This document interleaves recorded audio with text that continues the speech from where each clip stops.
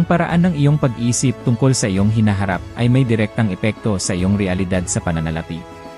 Ang iyong isipan ay hindi nakikilala ang pagkakaiba ng tunay at ng malalim na imahinasyon. Ibig sabihin, kung palagi mong iniisip na ikaw ay nasa kahirapan, ang iyong isipan ay gagawa ng paraan upang panatilihin ang ganoong realidad. Sa kabilang banda, kung nakikita mo ang iyong sarili na namumuhay ng masagana, gumagawa ng matalinong desisyon, at umuunlad, ang iyong isipan ay magsisimulang bumuo ng mga landas upang gawin totoo ang iyong pananaw. Hindi lang ito isang magandang ideya, ito ay isang konseptong napatunayan na ng agham. Ayon sa pag-aaral ng Yale University, ang mga atleta na nagsanay gamit lamang ang mental na paglalarawan ay nagkaroon ng halos parehong resulta gaya ng mga aktwal na nagsanay ng pisikal. Hindi makilala ng utak ang pagkakaiba ng isang matingkad na imahinasyon at ng tunay na karanasan, kaya maaari mong gamitin ito sa iyong advantage.